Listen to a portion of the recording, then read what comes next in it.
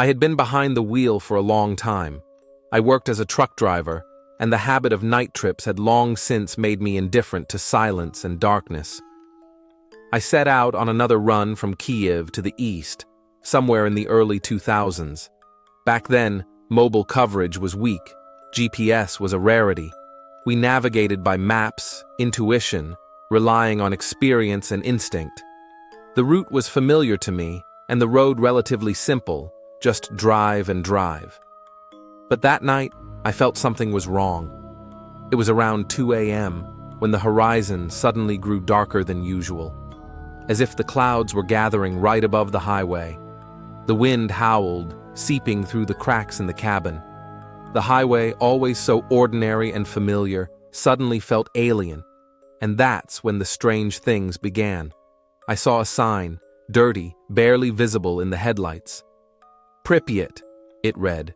A cold shiver ran down my spine, as if someone's icy hand gripped my heart. The sign was old, abandoned, but I knew I couldn't be mistaken. That name, a dreadful mark on the map, an echo of the Chernobyl disaster. I shook my head, blaming fatigue. Pripyat echoed in my mind, but I wasn't supposed to be here.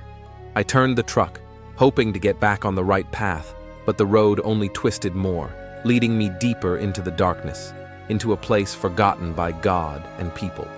The road grew more crooked. It felt alive, bending deliberately to pull me deeper into the night. Again and again, I tried to turn back, but each time my headlights revealed only dense forest and abandoned buildings, their shattered windows staring at me like empty eyes. It felt like I had fallen into someone's trap and getting out wouldn't be easy. After a while, I began to realize I had driven into some lifeless world, where there was no sound, no movement, not a single car, not a single house with a child in the window, only emptiness and darkness around. My heart pounded in my chest, but I pushed away the thought that I had lost my way. Fatigue, fog, maybe someone's playing tricks on me. Sooner or later I'll find my way back. But after another 20 minutes, my eyes began to blur. I felt I needed to stop, rest, figure out where I was. I pulled over at some old checkpoint, its walls peeling with chipped paint. Judging by the look of it, the place had been abandoned long ago. Windows boarded up, doors broken, trash scattered. A rusty barrier lay on the ground. There was no one here, but some inexplicable force was pulling me to step outside. I turned on the emergency lights, killed the engine, and got out. The night was cold and quiet. The air smelled rotten, as if no human had stepped here in a long time. I looked around, but all that stretched around me was empty space, lined with bare trees and old street lamps that hadn't shone in years. Suddenly, I noticed a small sign lying on the roadside.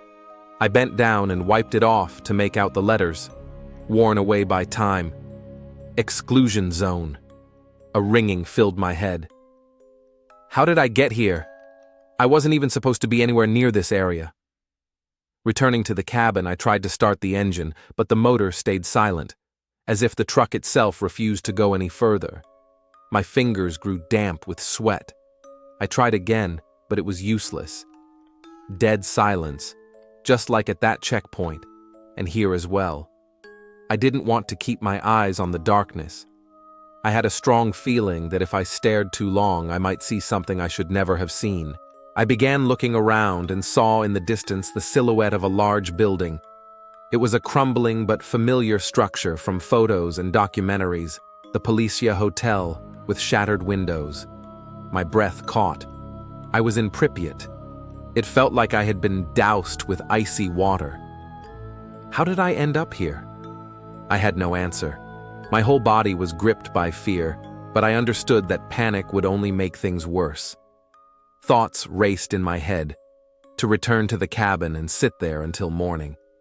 But something told me staying here until dawn wasn't an option. I had to find a way out. Looking at the hotel, I started walking. I took a breath. This place had once been the heart of the city, and maybe from here, I could find my way back to the highway. With these thoughts, I cautiously moved toward the hotel, lighting the path with a flashlight I always kept in the truck, just in case. In that eerie, dead light, the ruined buildings looked like the dwellings of ghosts. As I got closer, I noticed a sign on the facade of the building. Faint letters glimmered in the reflection of the flashlight. The feeling of being watched was unbearable. I started to notice every crack in the walls, every broken window, as if they were alive and staring at me. Stepping inside the building, I felt the stale smell of dampness and dust, as if the air here had stood still since the time the city was abandoned. The walls were peeling, wallpaper falling away, exposing rough concrete. Strange sounds echoed in the distance, like someone's footsteps carrying through the empty corridors. I froze, listening, trying to understand who else could be here, but the sound quickly faded, leaving behind an even deeper silence. I climbed the creaking stairs to the second floor. Each step echoed, and every creak felt like a sinister warning. Suddenly, the flashlight caught a wall clock in the darkness. It showed 3 a.m. The hands stood still, staring into the void. I looked at my own watch. The time was almost the same, but then it started ticking intermittently, as if the battery was suddenly dying. It felt like time itself had stopped in this place. I stood there, staring at the clock. Behind me, I heard a faint creak. I turned sharply, shining the flashlight. No one, just a doorway and dark corners. But I had definitely heard footsteps. Calm breathing was an unreachable dream. My heart pounded as if someone was shaking it in my chest. Something was wrong. Something terrifying was happening here. Just fatigue. I kept telling myself. I needed to get back to the truck. However, the way back wasn't as simple as I thought. I headed for the exit, but when I stepped outside, a completely different view opened before me. My truck was nowhere to be seen. I looked around, trying to understand where it could have gone. In the spot where I had left the rig stood the rusty skeleton of some old car, almost swallowed by nature. Stepping aside, I suddenly realized the city seemed to have changed. The houses and streets I had seen earlier looked somehow different. I was in Pripyat, but this Pripyat was even darker, as if I had ended up in a mirror reflection of reality. Trying not to give in to panic, I continued along the empty streets, hoping to find someone or something. My path led me through broken, grass-overgrown roads, walking past long-abandoned playgrounds, rusty swings, and dead trees, whose dry branches hung over me like the claws of an old monster. On one of the facades, I noticed an inscription scratched with something sharp. "You are already here. You are not alone." This inscription felt like a cold spike piercing my mind. I froze, feeling fear crawling under my skin like tiny icy needles. "You are already here. You are not alone." The words echoed in my head like someone else's thoughts. Whoever wrote this clearly knew I would come here.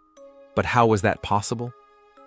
I wanted to believe that it was just a trick of the mind, fatigue, and imagination. But the more I looked at those words, the stronger the feeling grew that this was no coincidence. I turned sharply, sweeping the empty street with my flashlight, expecting to see someone, but there was no one. Only abandoned houses, ruins, and darkness. A quiet rustle was heard, as if someone invisible was watching me from afar. Quietly and carefully, so as not to reveal their presence. "Who's there?" I shouted, trying to drive away. My gaze stopped at an old mirror standing by the wall. It was covered in dust, but in some places, light patches showed through, as if someone had recently tried to wipe away the layer of time covering the glass. I took a step toward it, illuminating it with my flashlight, and suddenly realized that something was wrong in the reflection. At first, I saw only myself, exhausted, with trembling hands and fear in my eyes. But then, behind me, in the depth of the mirror, something resembling a human figure appeared. My heart skipped a beat. In the darkness, right behind me, stood a silhouette, tall, thin, with empty black eye sockets full of horror. I turned around, but there was no one behind me. I looked back at the mirror. The figure remained. It leaned toward me, stretching out its hand, as if its fingers with long curved nails were trying to grab me. I felt a chill run down my back, paralyzing my entire body. At that moment, I realized I was not alone in this dead city, and something here was hunting me. Understanding that every moment counted, I rushed back toward the exit. My steps became quick and uneven, my breathing heavy. There was no point in looking back. Something inside told me that if I looked again, that shadow might already be standing right behind me. I raced through the empty corridors, hoping at every turn to see at least some way to escape. Finally, running out of the sports complex, I noticed a road. It was old, broken, full of cracks, but it stretched somewhere into the distance. Without thinking, I rushed along it, gasping from fear and exhaustion. It seemed the air had become a little brighter. Maybe dawn was breaking, but it wasn't quite that. A strange gray fog began to thicken around me, swirling and empty, like the ghost of the city. I walked without looking back until I saw my truck. It stood exactly where I had left it, as if nothing had happened. The truck looked as if all these strange events had just been a dream.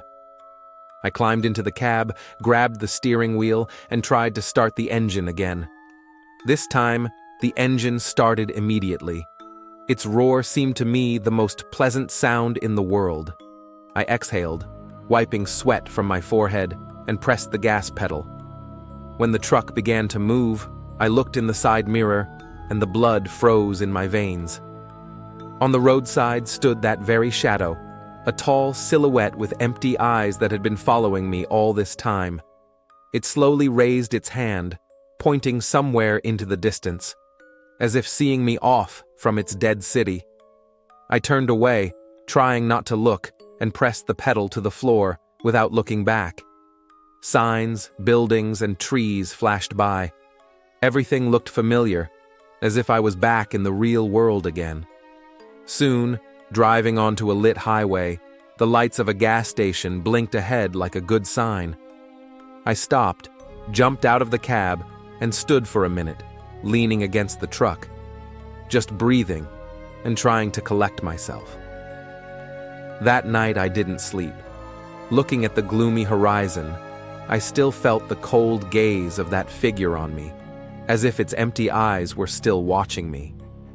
And to this day, when I go out on night routes, I involuntarily glance in the mirror, afraid to see that same look from the depths of the dead city of Pripyat.